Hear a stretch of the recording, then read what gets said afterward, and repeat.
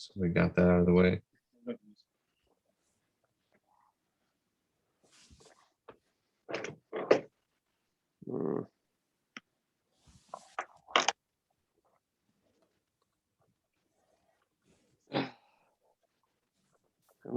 Yeah, looks good. Just there you go. Lower the chair. That's perfect. All right. Yeah, right on. Perfect. Sweet. Thank you. Sweet. All right. We are ready whenever you're ready, Dave. All right, Matt. Who do we have on the call real quick, just so I know? Oh, right on. So this is my team so that they're notating key elements so that we could cut up content afterwards. So Cool. instead of just the podcast, which will be everywhere, we'll also give your team pieces of content that suit other platforms that may be short form or certain little, more fun things that you and I do that'll probably get more play than even the downloads on the podcast. So Got it. Okay. maximize the amplification and you can own the content. So everything's editable, approved by you. 17 to 20 minutes, all positive. It's kind of your playbook to success, and Cool. I'm super positive person looking to see the light, the love, and the lessons from a young entrepreneur that's kicking some ass. Does that sound fair? Yeah, of course. Right on. Cool. All right. So those are my team members, and hopefully they'll take good notes. All right. Right on. All right, here we One go. more quick thing, Dave. Matt, Yeah. just a warning. When you lean forward like that, the top of your head gets cut off a little bit. So when you sit So back, stay here. Stay yeah, here. if you could stay, I want you to feel comfortable though, but just wanted to give you a quick warning. I don't want the top of your head to get cut off. But yeah, right there's perfect. Perfect. Awesome. Cool. All right, Matt, you ready? Both Matts? Both are ready. Let's do it. All right, right on. Here we go. This is David Meltzer with Entrepreneurs, the Playbook. And I have Matt Zingler. He is the co-founder of the Rolling Loud Music Festival. And if you haven't heard about the Rolling Loud Music Festival, you're not into music, that's for sure, because I am old and I even know about it. Welcome to the Playbook, Matt. Thank you, David. Looking forward to this interview.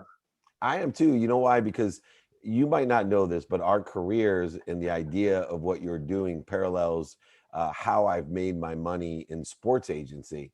I had a philosophy that if you could provide the right experience and bring the right bug lights to that experience at an affordable price to bring them there, that you could create extraordinary margins because people will come to extraordinary experiences with the right bug lights. And for me, the bug lights were, Warren Moon and Steve Aikman and Troy Aikman and Steve Young and Lennox Lewis Evander, Sabathia Ramirez, all the great athletes. But you've taken a very similar approach to music. When did you realize what I have defined as the Buglight approach to business, that if you bring the right talent and experience, they will come? I don't think I realized that till I failed a few times, right? So it's like, you're like, why isn't anybody here? And what did I do wrong? Or how do I amplify it? And then you kind of get down to, well, the marketing and promotion of the event and how are we doing that?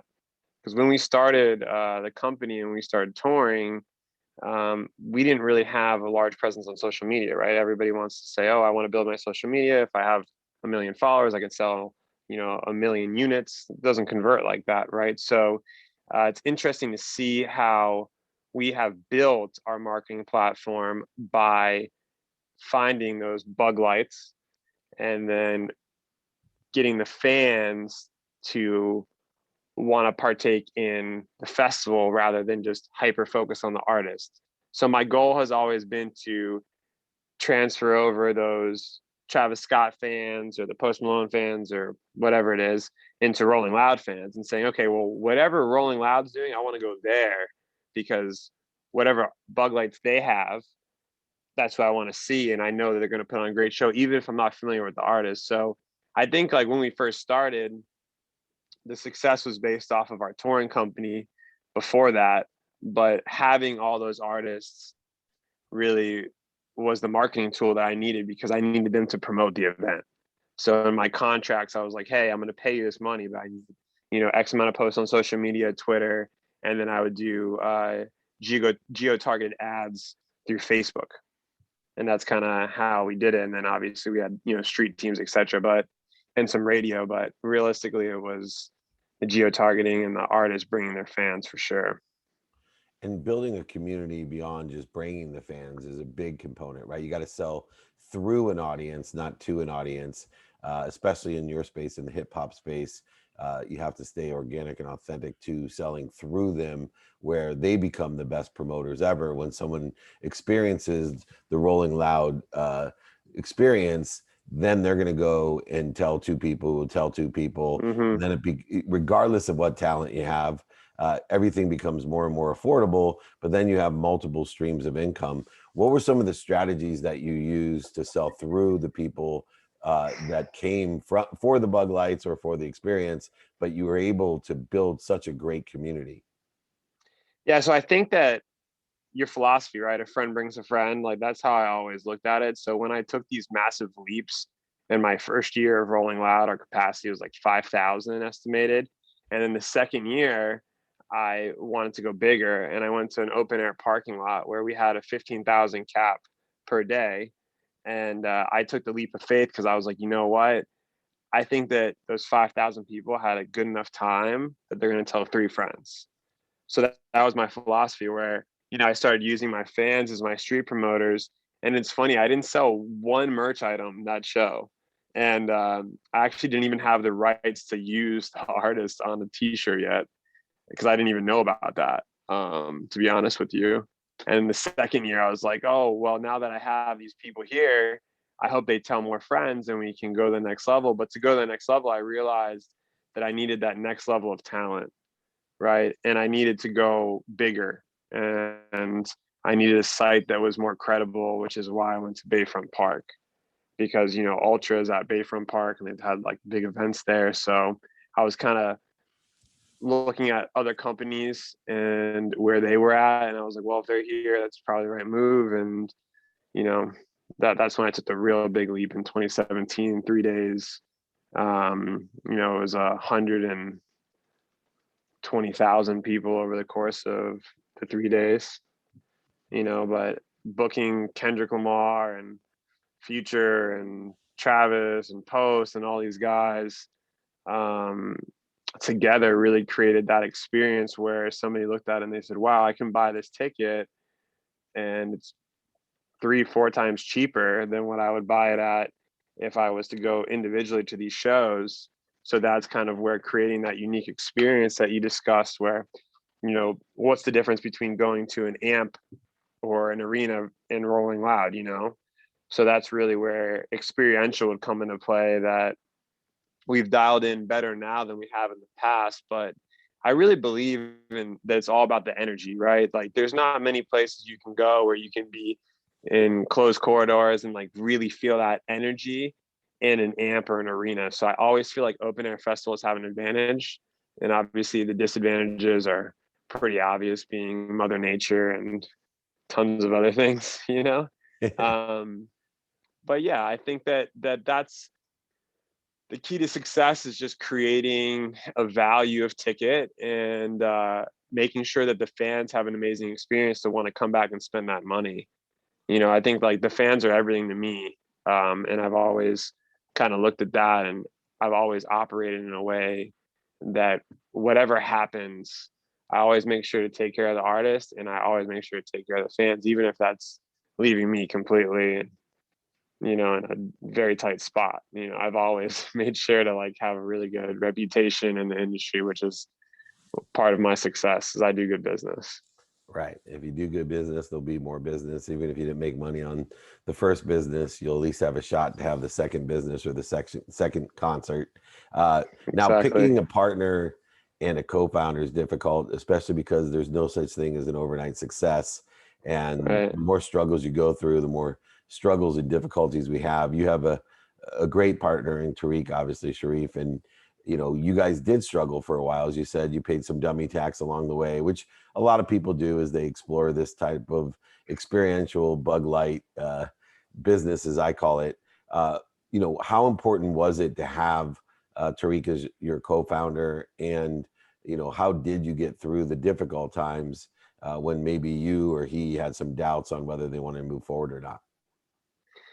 So I think the value of having a partner is kind of like similar to being married, right?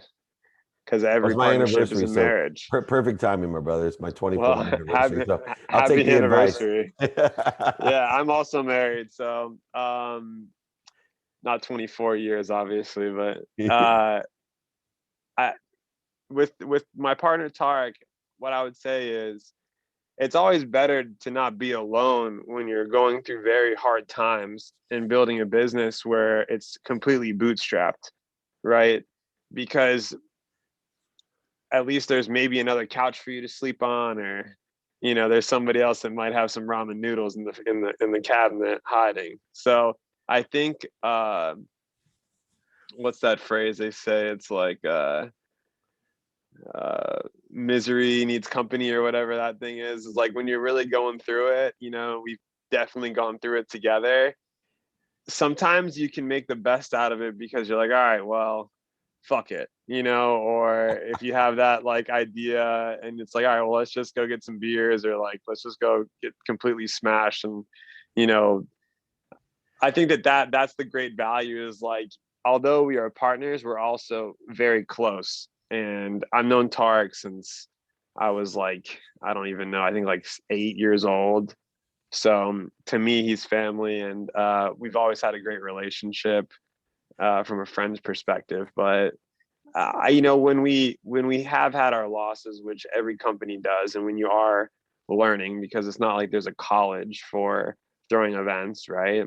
um I definitely have paid my dues financially, and my dad always told me it's not about doing the event or making money or losing money. It's just how you get back up from what happened. So when I was really down and I was in very difficult places, I'd always think about kind of what he said and about the person I am and the morale that I have and the dedication that I have to be successful. And I was like, you know what?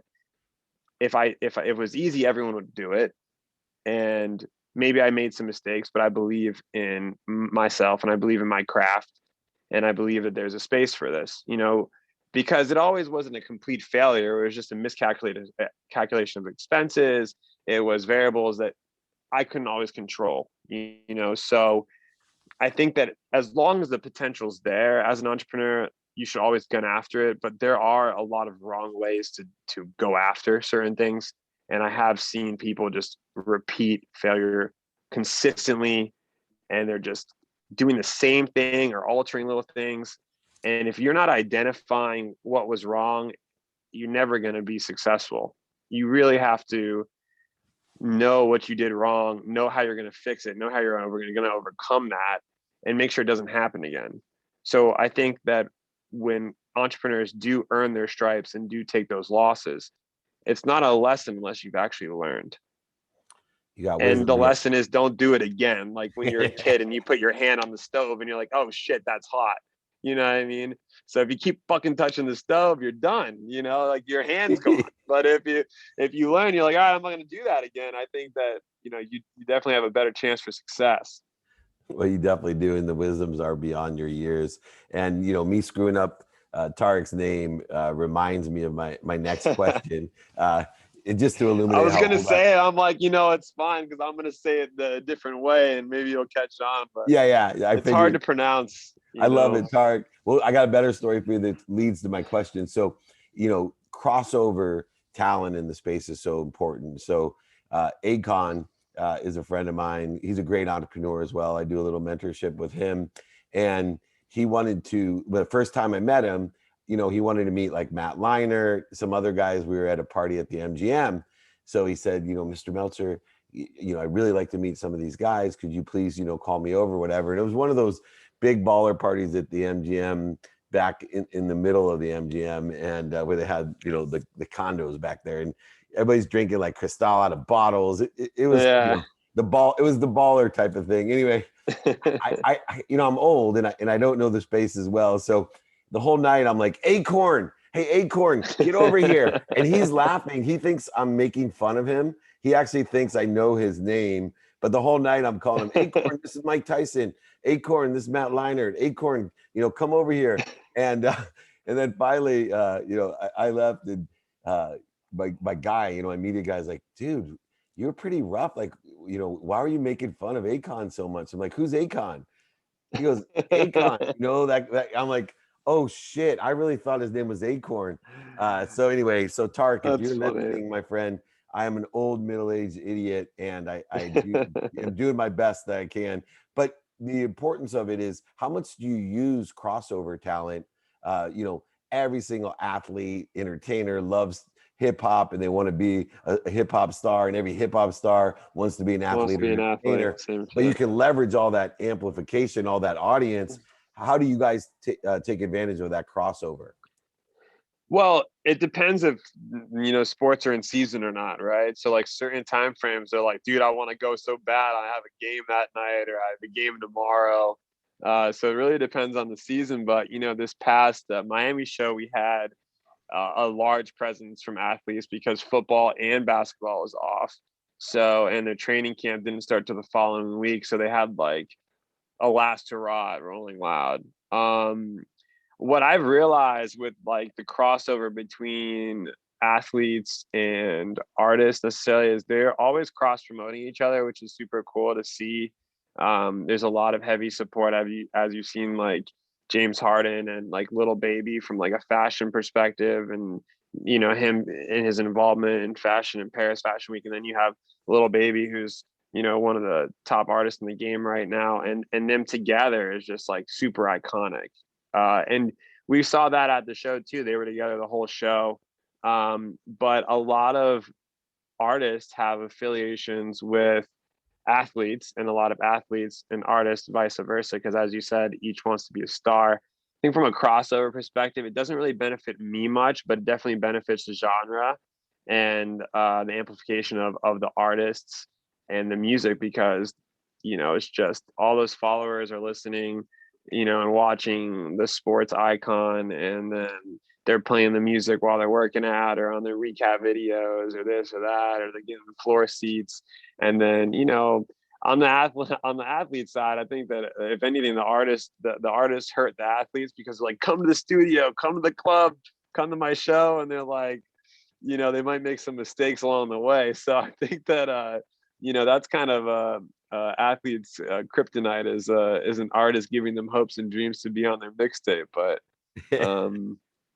I'm actually in our studio right now, and I can't tell you the countless athletes I've had in here that are determined to drop an album and determined to perform on the stage. So That's so it's good. interesting to see.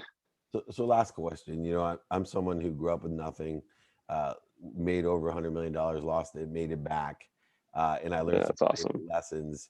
But I'm willing to risk it all. And I know in your business, you and Tarek have to risk it all. And as you get bigger and bigger, the risk get bigger and bigger. And all it takes is one flop, and you may be starting all over again. I always like to ask young entrepreneurs, for other young entrepreneurs, what are you doing to mitigate that risk now that you guys are successful, and you have the all-in attitude? I love it. I have it myself, and it drives my wife crazy. But are you doing anything to mitigate risk, to save money, to put something away for a rainy day? Or are you a PT Barnum, man? You're just all in, and if it all goes away, you'll just start over and make it back? My advice to any entrepreneur is to make sure that you're comfortable having nothing. I'm ready to go out, right? Like, I'm ready for that. And I live for competition. I live to be challenged. I mean, I'm very competitive across the board, I would say. And I'm very structured. And creating structure and having the things that I have integrated into my life has helped me become successful and mitigate my risk.